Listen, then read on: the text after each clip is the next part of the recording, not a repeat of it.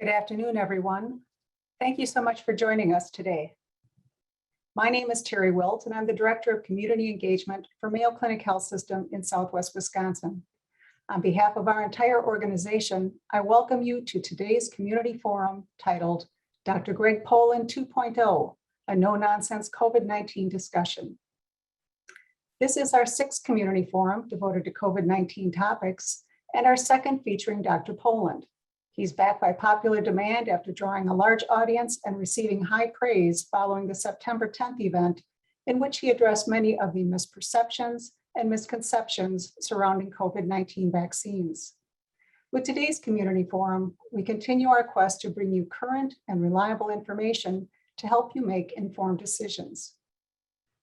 Dr. Poland is one of the world's foremost infectious disease experts. He is director of Mayo Clinic's Vaccine Research Center and a leading voice on scientific evidence supporting the benefits of COVID-19 vaccines. Dr. Poland is also editor-in-chief of Vaccine, a peer-reviewed medical journal. He's chaired or served on every federal committee involved in vaccine decision-making, including the National Vaccine Advisory Committee and the Advisory Committee on Immunization Practice. He's regularly featured in national news stories by NBC News, USA Today, Business Insider, and others.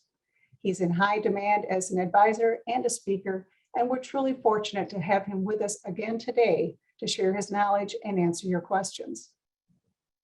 We invite those of you attending via Zoom to submit questions anytime during the presentation using the Q&A function. We'll get to as many as possible later in the program. And now, to begin today's discussion, we turn to Dr. Paul Mueller, Regional Vice President for Mayo Clinic Health System in Southwest Wisconsin. Dr. Mueller is a professor of medicine and a professor of biomedical ethics in the Mayo Clinic College of Medicine and Science. He's been recognized as a top internist by US News and World Report and has authored or co-authored more than 130 peer-reviewed publications and hundreds of book chapters, abstracts, and columns. Dr. Mueller, I turn it over to you. Thanks, Terry, and welcome everybody to this important forum. We, of course, want to get to Dr. Poland's presentation, so I'll be brief and share a few slides with you on an update, the current state of the pandemic. So community transmission in the United States by county remains high. You can see this heat map of the United States and its territories, and by and large, they're orange. And that means that community spread is significant throughout our nation. On the right-hand side, you can see the daily cases, and the recent surge is illustrated on the far-hand side of that picture. Now, we're encouraged that there seems to be a drop in cases, but we must remain vigilant, and you'll hear more about that from Dr. Poland. The slide below that, or the picture below that, is deaths, and you can see those are the daily deaths, and we see that correspondingly with the surge with a small decline, but again, vigilance is necessary. Next slide. To date, in the United States, there have been more than 43 million cases of COVID-19 disease, nearly 700,000 deaths, but 76% of people aged 12 plus have had at least one vaccination. But focusing on the number of deaths, that's more than the number of Americans who died in World War II, and the deaths continue. The highly contagious Delta variant accounts for 99% of cases, whereas in May that was less than 1%. Unvaccinated persons account for most COVID-19 hospitalizations and deaths, and hospital systems are busy with COVID and non-COVID patients. We're full. This recent surge followed a period of calm and is concurrent with school openings, festivals, and things like that, making the current surge dangerous. The good news is that treatments for COVID-19 infection that prevent serious disease and hospitalizations are present. For example, monoclonal antibody therapy, and that's a highly effective agent in terms of preventing serious disease, hospitalization, and death. And we do a lot of that here at Mayo Clinic, including here in La Crosse. And then there's the preliminary trial results of oral molnupiravir, This is an oral medicine that also appears promising in preventing serious illness and hospitalizations and death. Look forward to that emerging as a treatment option in the months to come. Finally, there are the public health measures that are critically important: social distancing, masking, hand hygiene, and most important, vaccines, which will be the focus of this presentation. Next slide. So in the last presentation, I described Dr. Poland as not only a close personal friend, but really an incredibly good physician, great teacher, highly respected researcher. And what you may not know, he's been ranked as one of the most influential people in the global vaccines world, 25th on this list. I'm sure he's higher on other lists as well. So I'm going to turn it over to Dr. Poland on this topic.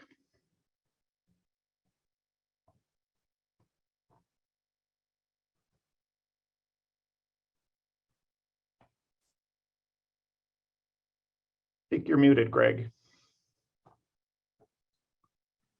Does that show up now? Yeah. Okay, thank you, Paul. That's a very generous introduction. Well, I called this the ongoing pandemic, falling into the same trap again. And I'm just going to go through some high-level data and then get right to questions. I thought this was interesting. This is, hold on just one second. I'm going to try to, there we go.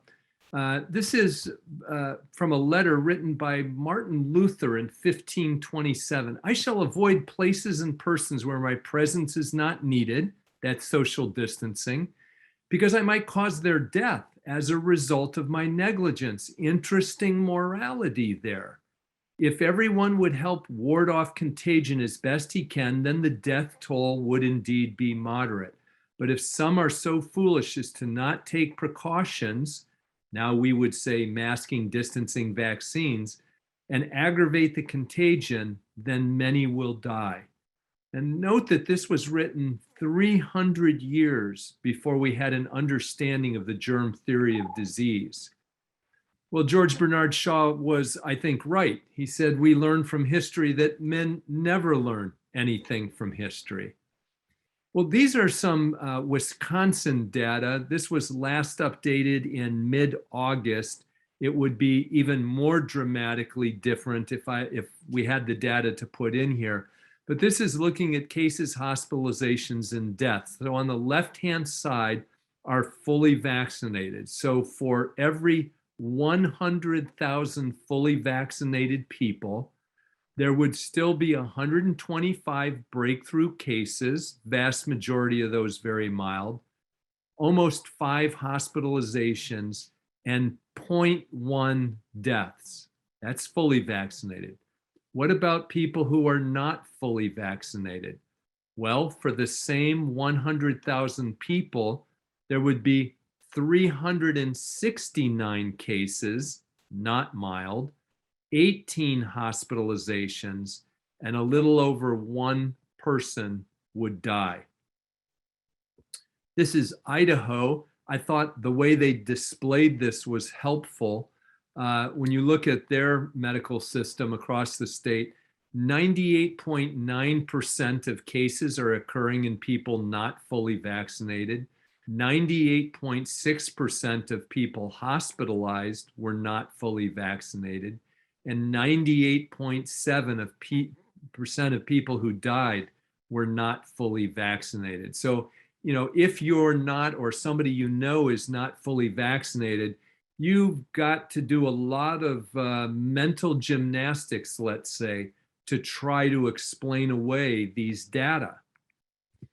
Now, this is a study that just came out this morning from the University of Iowa. And what they're looking at here from the 3 months ending September 15th is they're looking at people who simply are categorized as living in urban or rural areas. The rural is in the red dash line and the urban in the blue line. And what you see as we started into the Delta variant surge is you see a dramatic difference just between urban and rural. And that difference is accounted for by vaccination. So for folks living in a rural area, you have to ask the question, what do they know that everybody living in urban areas don't know who are not experiencing high case rates? Similarly, with mortality, an even greater difference at the population level, dramatic difference in the curves, depending on where you live. And again, it's where you live is a marker for other things like masking and vaccine acceptance. So as of this Monday, there were 706,000 deaths in the US. That means 1 out of every 464 Americans have died as a result of COVID.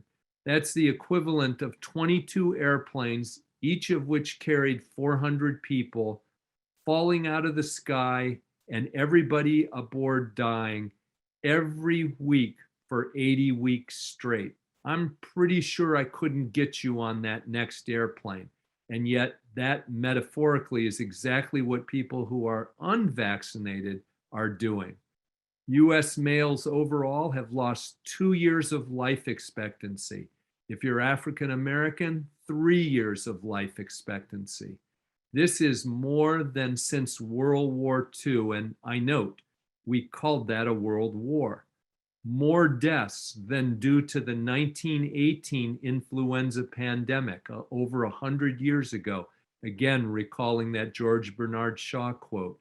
And almost 2,000 Americans die of COVID every day.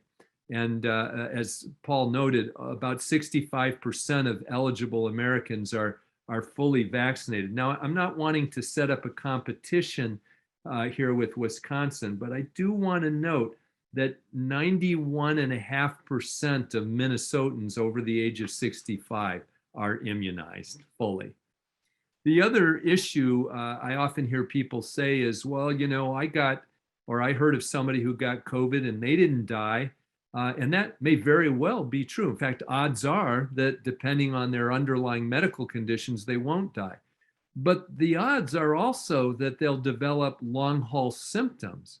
And please don't discount these. These are people who oftentimes can no longer work or who have breathing problems, who cannot think in the same way that they did before. And you see the vast number of symptoms that have occurred in organ systems. This, by the way, Mayo Clinic contributed to this article.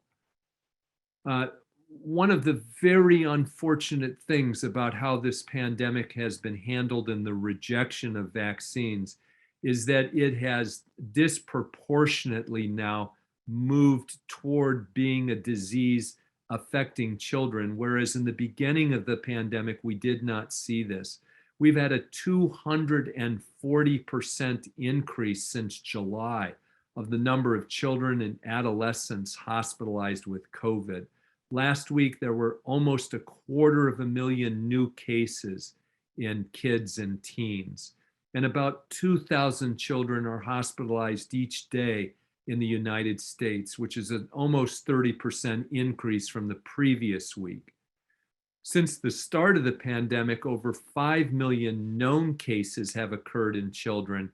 20,000 of them have been hospitalized, and very unfortunately, over 500 dead.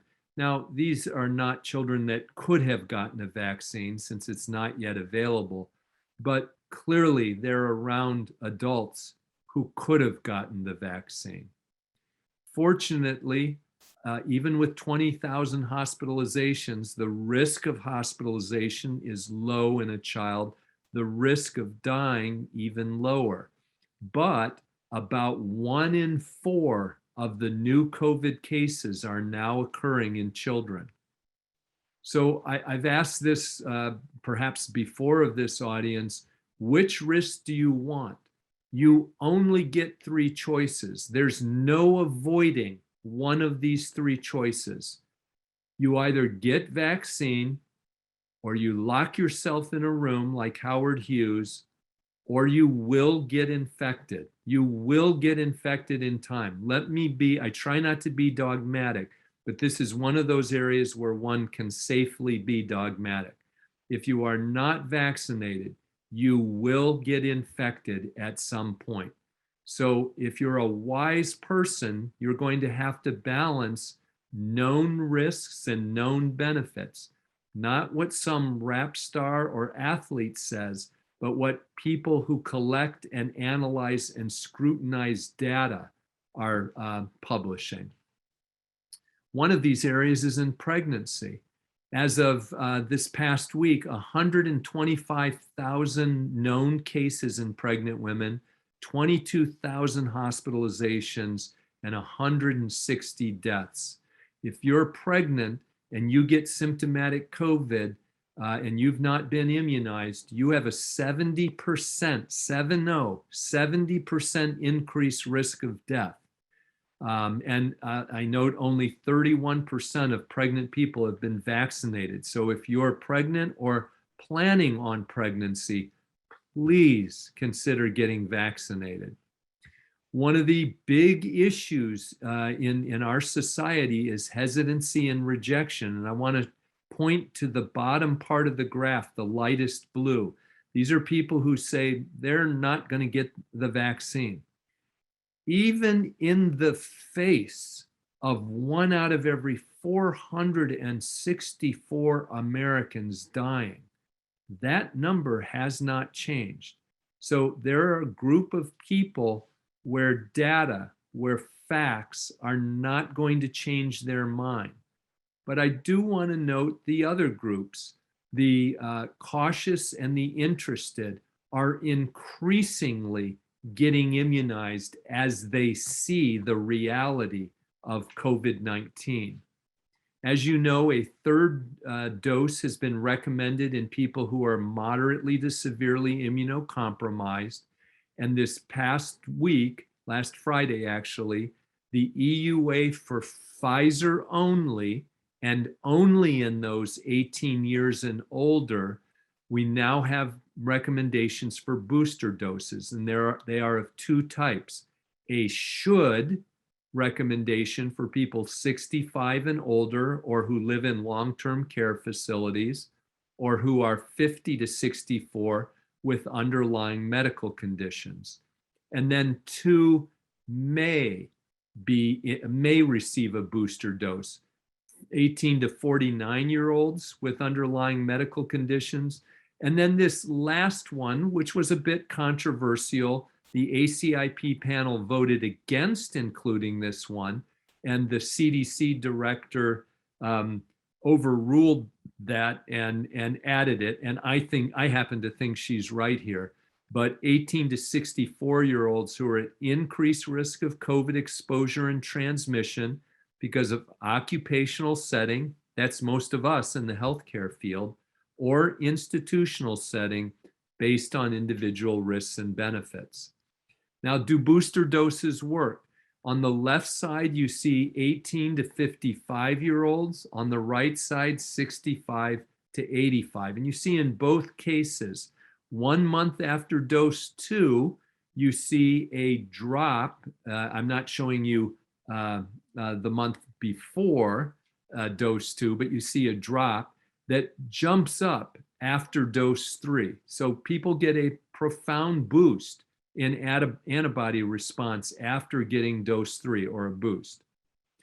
Now, one other thing that I think is interesting, that across the US and Europe, the highest COVID-19 vaccination rates are seen among those with the highest levels of education, those who have scientific training, physicians and pharmacists, those with higher levels of wealth, those living in urban versus rural areas. One that breaks my heart, we see higher levels in non-Christians, and those who live in the north versus the south. Why? What should any of those have to do with the medical decision of getting vaccination, other than maybe the first 2 or 3, something like that? So if you're unvaccinated and you don't fit into these categories, again, you have to ask yourself, What do people with the highest levels of education and physicians with scientific training and people who have higher levels of what do they know that I don't know? And maybe I should reconsider. And then final thought. And that is what I call viral probing. Last year, I think I was the first to say to the media, I'm worried about a twindemic. This year, I've been telling them I'm worried about a tridemic. Why is that? Well, we'll continue to have COVID-19. Very likely, the trend of dropping cases right now will continue for a few more weeks. And then as the colder weather sets in, it will resurge because everybody will have pretended that it really, really is over, and they'll be wrong. The next is RSV. We've already seen surges in this across the South. And then influenza. Though I'm cognizant of the fact that I'm talking to people in Wisconsin. Let me point out that just thus far in 2021, that's why I call it viral probing, there have been 10 novel flu strains that have infected people in the US, a novel H1N2, which we have not seen before, a novel H1N1 that has been detected 3 times so far in Wisconsin, and a novel H3N2, which has been seen in Iowa and Wisconsin. So we're keeping our eyes on this. It would be a mistake to think, well, we didn't see any flu last year, and why are we going to see any this year? It's because we did the experiment. People wore masks, and guess what? We had essentially no influenza. There's your answer to the question, do masks work? Now that we've taken masks off, we've already had more flu cases so far in this flu season than all of flu season last year. And with that, I will stop and take questions. Thanks, Dr. Poland, for that wonderful summary. So I'm going to start out with some refresher questions, and then we'll get to those submitted by the audience. I think you've answered the question, why get vaccinated? The data are clear. You've also answered the question that vaccines are very effective. So the next question, if you could just review with us again, are vaccines safe, and how does it compare to actually having the disease? Yeah. So, you know, I'm going to answer, as I always do, the question with blunt truthfulness. And this doesn't always make people happy, whether they're scientists or non-scientists. Wisdom relies on balancing risks and benefits. So what are the benefits of getting the vaccine? Well, they are considerable. We're basically only seeing people die of COVID who are unvaccinated or who were vaccinated, but whose immune systems are compromised enough by age, medical condition, or treatment that they didn't respond well to the vaccines. What are the risks of the vaccines? And there are risks. There are risks to everything that men make. Anything made by man has risks and benefits. Nothing man makes is 100% safe or 100% effective. So those risks vary based on your gender and your age and medical condition. Let's take one of the highest risks, and this may be difficult in balancing risk and benefit for some parents. Young adolescent males have a risk of developing an inflammation of the heart called myocarditis, as high as 15, 20 in that per million. Okay, so their risk of dying is quite low. So what about that risk of myocarditis? Generally asymptomatic. If it is symptomatic, usually resolves without treatment in a day or two. Are there any long-term side effects to that? None that we've discerned thus far, but Pfizer has committed to studies that go through 2025 to examine that. And oh, by the way, many of our other vaccines can also cause myocarditis. So you're always balancing risk and benefit. Let's take me. I'm 66 years old, otherwise healthy. my risk of getting hospitalized is about tenfold higher than a healthy 20-year-old. My risk of dying, about fourfold higher. The risk of the vaccine in me, well, it was a couple of hours of low-grade fever and a sore arm. Which one would you pick? Thank you. We've already gotten questions on this, and I had it as a refresher.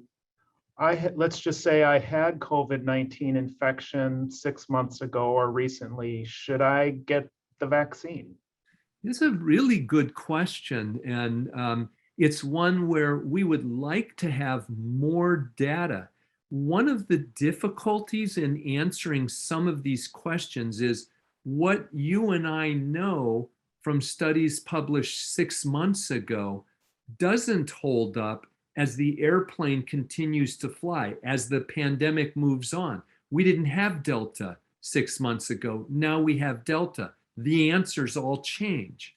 So in this particular case, we know that if you had COVID infection, let's say a year ago with a non-Delta variant, there's a nice study done, observational study in Kentucky, showing that if you had previous infection and did not get immunized, your risk of getting reinfected is about not quite 2.5-fold higher than people who got it and were immunized.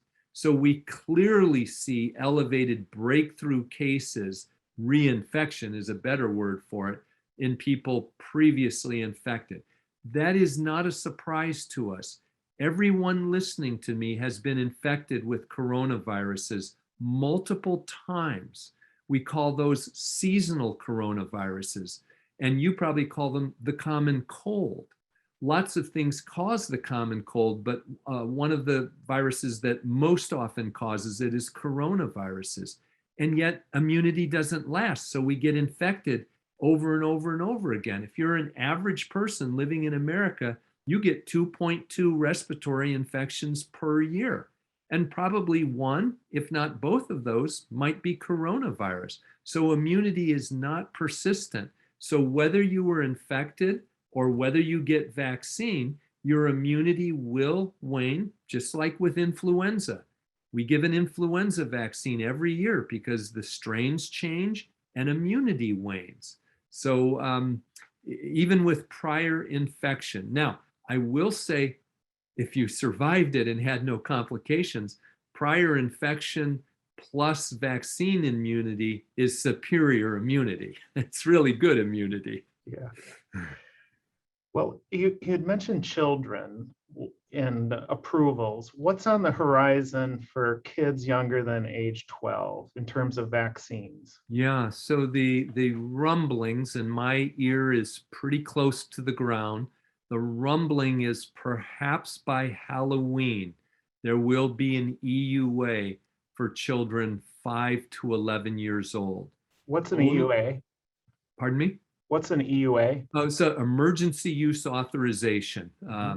And that will only be for the Pfizer vaccine. And then shortly after that, each of the other vaccines will come forward to FDA. It's just that Pfizer started their studies first and had their vaccine first. Now, the dose for those children is going to be a third of the adult dose, 10 micrograms rather than 30. They're also finishing their study in children 6 months to 4 years old. That'll be a 10th of the dose, 3 micrograms instead of 30. What do we know thus far? Saw the same reactogenicity that we did in adolescents, which is pretty low overall. Did not see any safety side effects. And young kids that are healthy like that, just superior immunity. I mean, it blows us old guys out of the water. Yeah. So with the variants, do you see the way vaccines are manufactured and prepared changing as we respond to what we know about the biology and science of the variants? That's a great question, Paul. And in fact, Pfizer and Moderna have both been working on what are called variant focused boosters. Whether those will prove to be necessary is another question, because what we've seen with this is we had the Wuhan ancestral strain, then we had alpha strain, then very shortly after that, Delta strain, really starting in the July, August timeframe. Already, we started to see introduction of Mu and Lambda and a couple of variants that don't even have Greek letter names yet.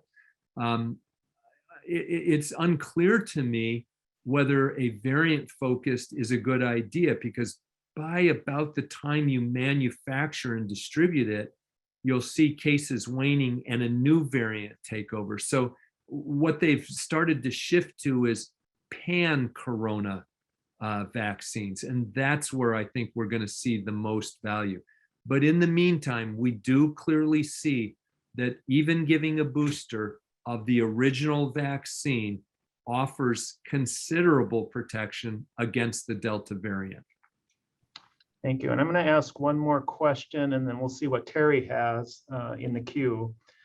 So you talked about the twindemic or the tridemic. We get the flu shot every year.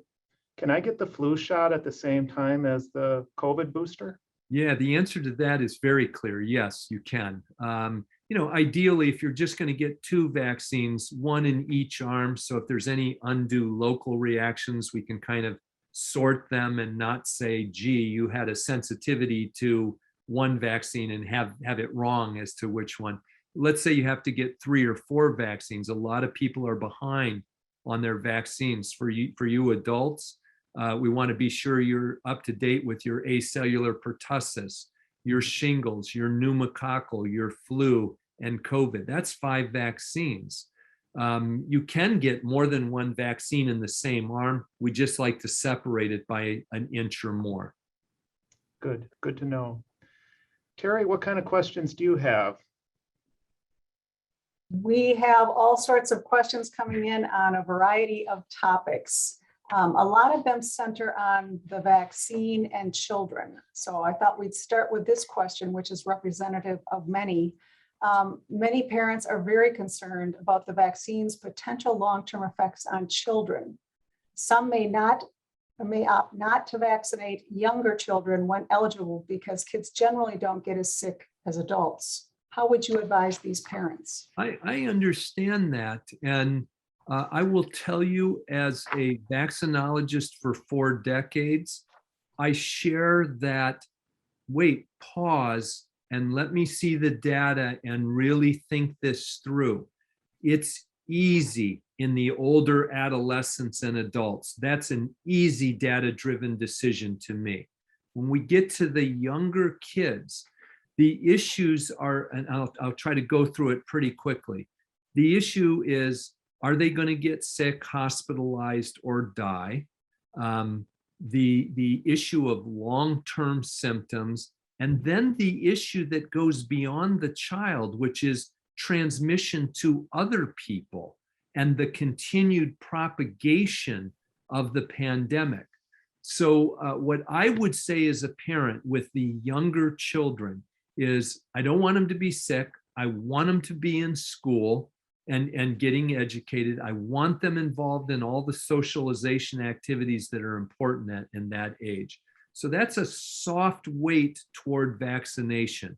What would pull me away from that? Basically, and I have no concern over efficacy or whether they're going to work in kids. They clearly do. So then the only concern becomes, what about side effects? Well, I would probably, and I'm being just bluntly honest with you, if I had a normal, healthy kid, I would look at the data for myocarditis. That's really the only major side effect that's being seen.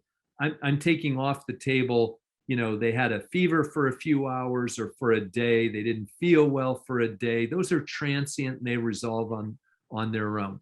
Those studies will shortly be coming out where we get a better definition of, is the risk of myocarditis higher the lower in age we go, or is it just in that band of adolescent younger males?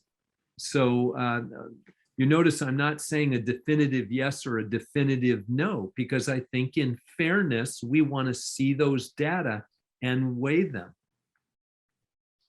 Okay, thank you. And a related question regarding children. If an unvaccinated child has already had COVID-19, is it worth the risk to have them vaccinated? That's a great question. Some of these questions, I think, A, somebody's thinking really well and I should recruit them to my research group. And B, boy, I wish I had the answer to that bolstered by data, and we don't. In other words, we don't have studies yet that in the younger kids that we're talking about, where we can compare and say, here's a kid that had natural infection, as it's called. Here's what their antibody level looks like over time in the face of these variants.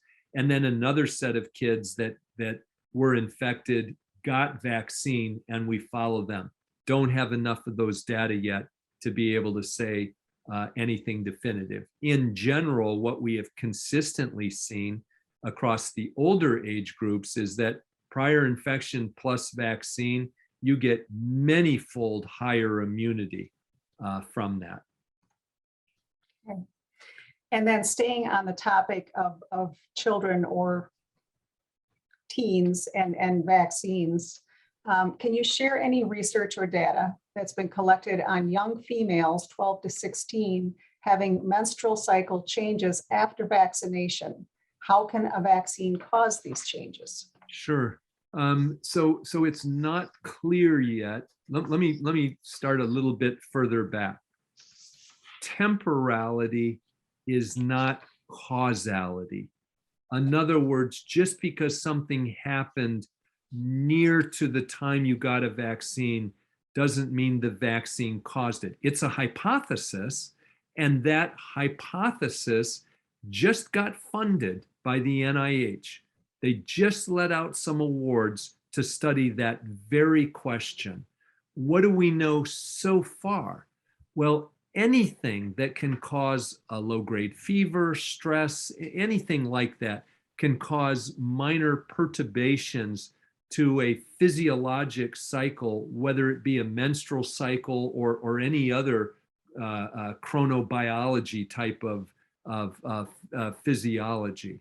What we know so far is that those perturbations have been mild and they've been transient. That has induced concern in women of extrapolating even further. Does that mean that there could be some effect of this vaccine on my fertility? For example, I'm planning a family. Should I be getting a vaccine or not getting a vaccine? And we can be much more definitive here. And in fact, CDC has published data and other organizations have published data showing no interference with fertility, no increased rate of fetal loss, no increased rate of congenital birth defects. And at least one study done, as long as we're on the topic, in males who got the vaccine, they actually had an increase in sperm count and semen quality. I think it was a statistical aberration. I don't think, please don't rush out and get another dose of vaccine because you think that'll help it. But the point being is they saw no decrement in sperm count or semen quality. Okay. Terry, I'll give them a few here as you sift through some data, more of the questions that I saw, because I think it goes back to the boosters and the prior infection. How soon can I get the vaccine after prior infection? And if I had the Moderna or J&J, do I qualify for a booster, or when will that happen? Yeah, I've gotten a lot of those questions. So let me try to take them one at a time. I personally, unless a new mutant were to arise that we are not facing right now. So every answer I'm giving you, please, if people watch this sometime in the future, you'd have to recheck what I'm saying because new variants could change the answer and advice we're giving. But right now, if you had documented infection, not I think I had, but documented infection, then I personally would not get a booster any sooner than in that 90 to 120 days. The reason for that is the data show you really have good protection up to that 90 to 120 days, and then we start seeing reinfections occurring. We can measure it. It happens often enough. So in that 190 to 120 day, that's the ideal time period after which I would get a booster dose. The second part of that question, Paul, was... Let's say I got Moderna or yeah. J&J. Do I get a booster, or when is that Yeah. going to happen? I know particularly, and I feel it, for the people that got a J&J vaccine, they're very, very concerned and worried of when is it my turn to get a booster? I think the Moderna booster will be coming recommendations will be coming very shortly. There is a lot of work being done. Remember that the Pfizer dose and boosters are the same, 30 microgram. The Moderna primary series, if you got that, was 100 micrograms, and they're looking at a booster that would be half that, 50 micrograms. So I think we'll see that shortly. J&J, the last entrant so far into the US market, it has done their, what they call it, Ensemble 2 study, and shown that with a second dose, they dramatically boosted immunity. So I don't see that they're going to have any choice but to do that. Those data have gone to FDA. They, as we talked about before, the group of people saying, what's taking so long? And another group of people saying they're rushing it. So the FDA has to scrutinize those data. And my prediction for the future is we'll see a booster dose recommendation for all 3 current vaccines. And regarding boosters, we have a number of folks asking if there's any benefit to be derived where if you had the Pfizer as your initial vaccine, should you get a booster of a different vaccine to gain benefits? Good question. For me as a vaccinologist, that answer's easier with the same vaccine platform. In other words, which mRNA I predict isn't going to matter. Which adenovirus you get doesn't matter. The question is, what about mRNA and adenovirus? So there's been a small study done in the UK, showed that it worked very well, but increased reactogenicity. So what about, I got a dose of Pfizer, now I want to get a dose of Moderna. I think that's going to turn out to work just fine. Legally, the issue is we don't have data that have gone to FDA, and therefore it does not fit under the EUA provisions. So as an institution, for example, unless there were some compelling medical or scientific reason, we would not do that at this point. So I have a question on ethics for Dr. Mueller. One of our attendees at the last forum noted that you had commented very thoughtfully on the ethics of mask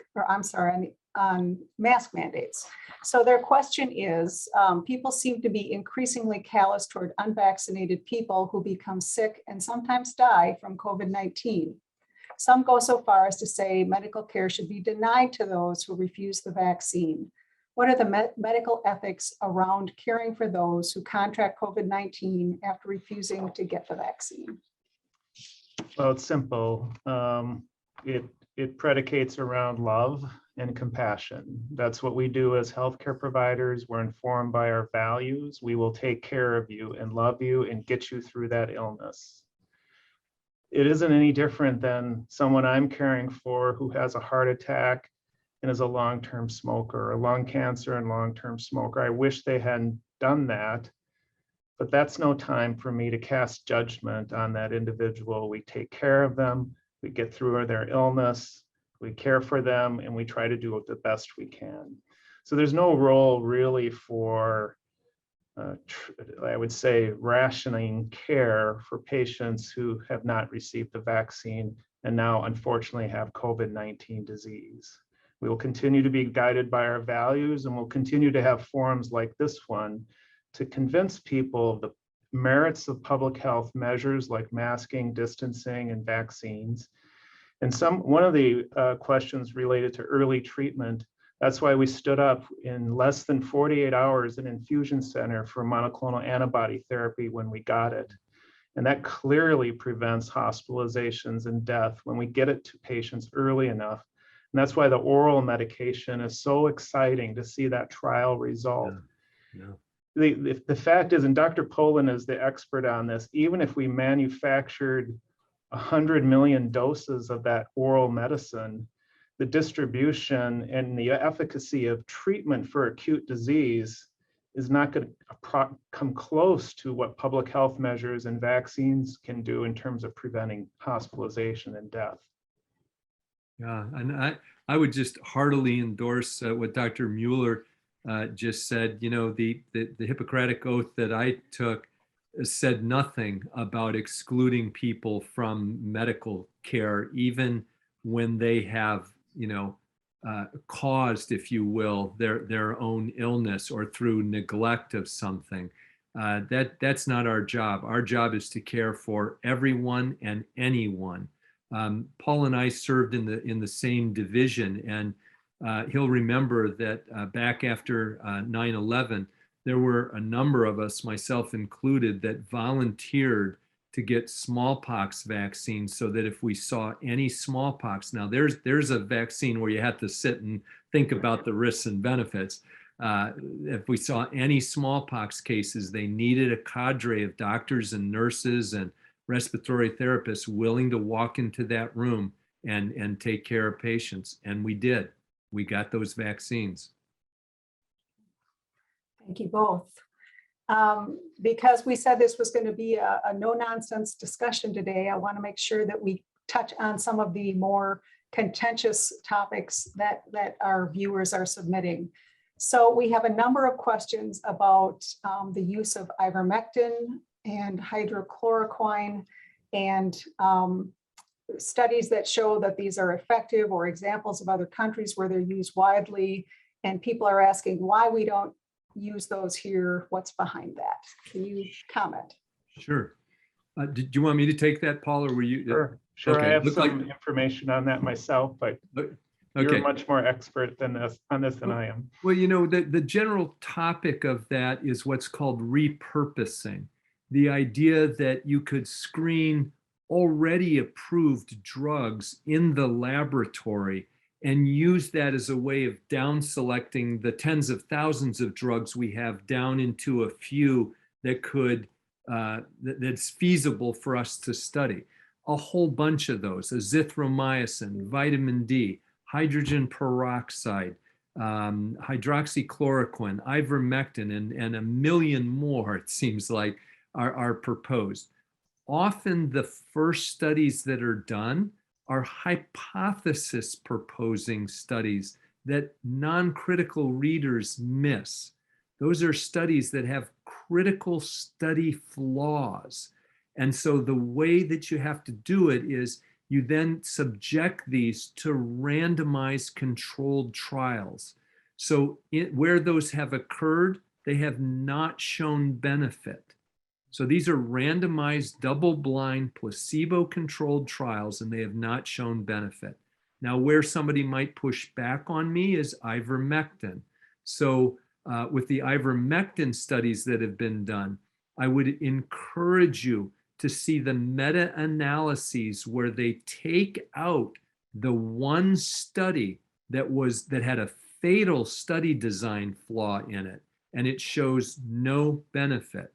Let me remind you, for those that are taking, going to, we're not supposed to use brand names, the stores that sell farm supplies and things like that, and you go and buy this. That is not regulated for humans. You're taking a risk beyond anything I would ever ask you to take with an FDA-approved drug. The manufacturer has said it doesn't work, and oh, by the way, it can induce birth defects. Is that really the answer, as opposed to a vaccine? Having said all that, NIH has committed to studying a number of these, and there is an ongoing high quality study that will look at, among other things, ivermectin. So I would add on the ivermectin, there was one question, can you send the link? I'm not sure if I can, but all you need to do is search Cochrane Library ivermectin, and you'll get the analysis that Dr. Poland is talking about. Yeah. And the authors concluded that the evidence is not there to support widespread use. They always say more trials are necessary, but And in this case, that trial is being done. yeah. Another area of interest to our viewers today is around acquired immunity or natural immunity. One of our questions is saying that there doesn't seem to be much information being shared about this. The other says lately there's been speculation that a challenge to the federal mandatory vaccine mandate based on natural immunity is coming. How does that compare, and is it actually a reasonable option? Yeah, this is, I don't want to be dogmatic in this area, because this is an area where, as more data are gathered over accumulating time, we learn more and more. Would I say that you're protected if you recovered, you have a normal immune system, you had documented COVID and you recovered a month ago or 2 months ago? Yep, you're good.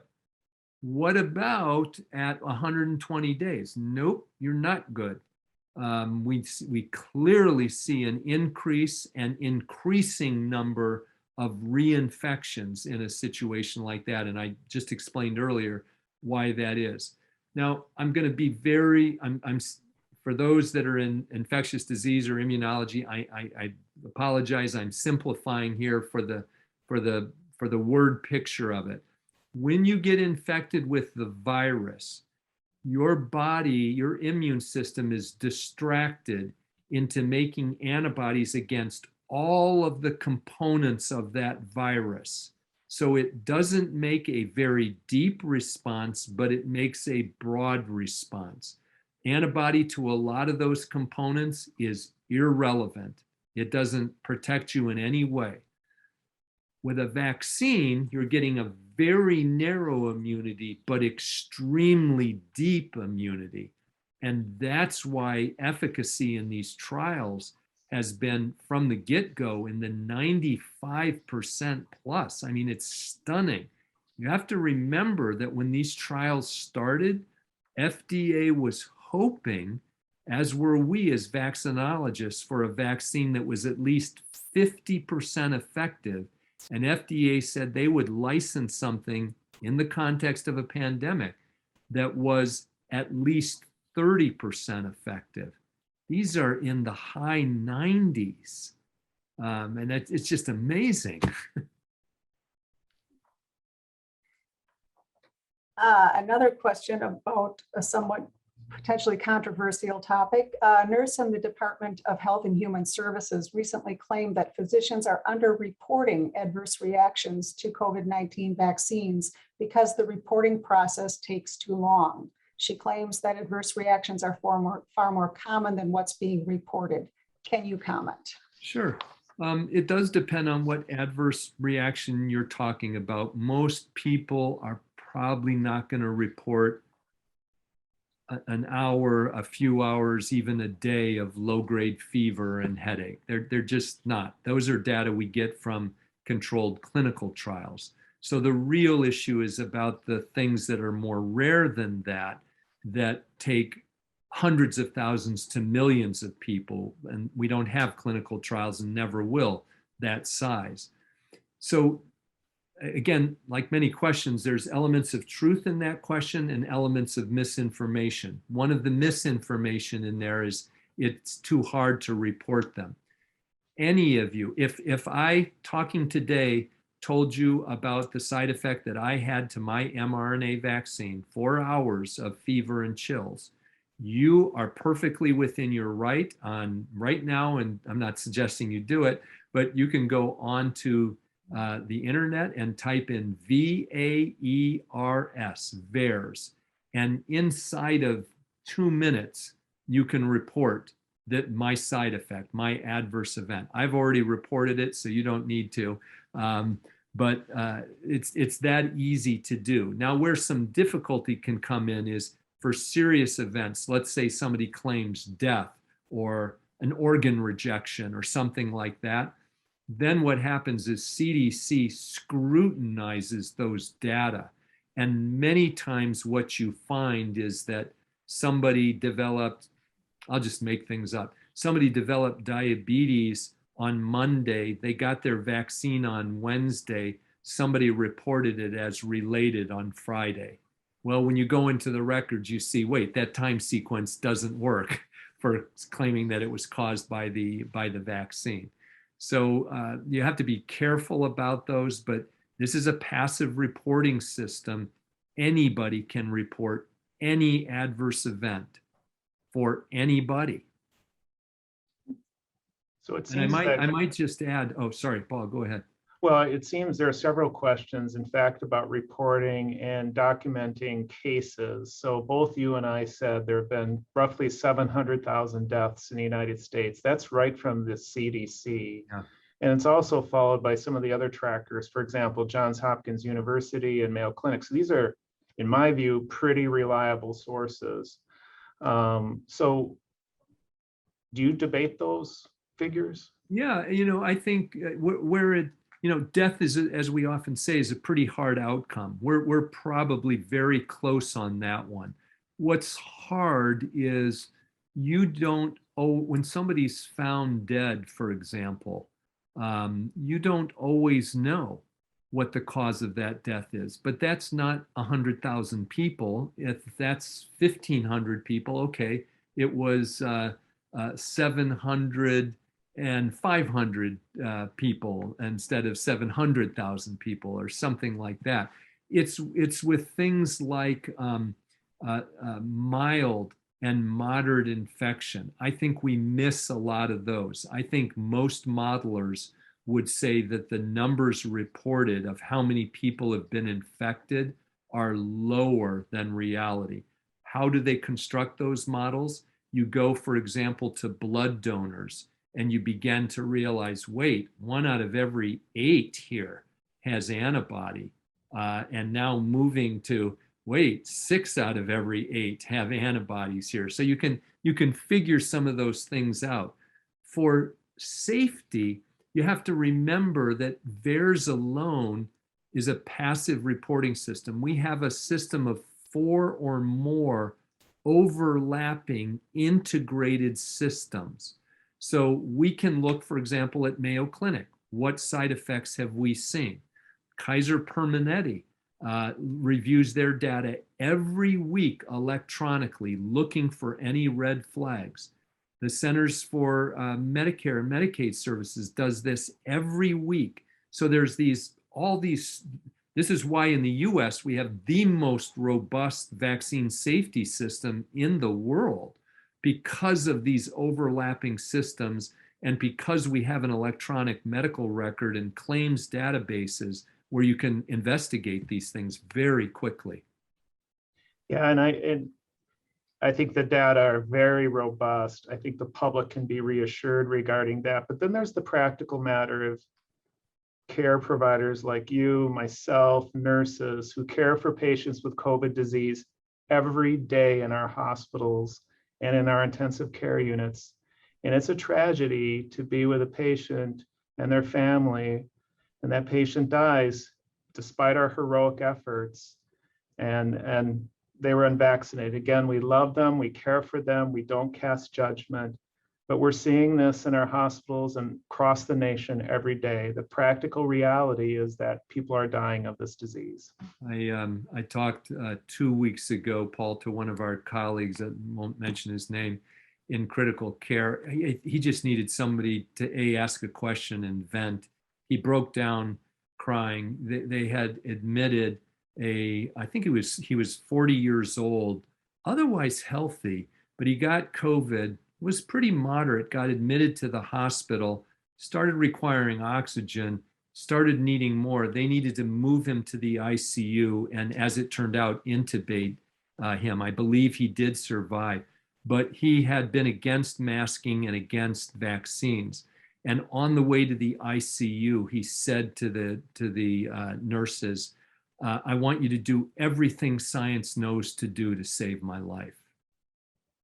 And there was an irony in that moment of everything science knew to do was to prevent this with masking and vaccines. Now we're in a position of we likely are going to be able to save your life. We don't know what the quality of that life will be, but it's going to take extraordinary measures to save you at this point. And they did, but it was unnecessary. I think that's a great place to end our discussion today. We are right at 1 o'clock, and we do want to be mindful of people's time. So I want to thank Dr. Poland and Dr. Mueller for sharing their time and expertise with us today. We hope the information has been helpful to you. We'll be providing a link to a recording of this presentation to our Zoom registrants via email. If you're watching us via live stream or other means, please email us at the address on your screen and we'll be glad to share the link with you as well. You can also reply to that email with any feedback you'd like to share on the event. We'd love to hear from you. We're so glad you could join us today. Have a great afternoon. Be safe, everyone. Thank you, everyone.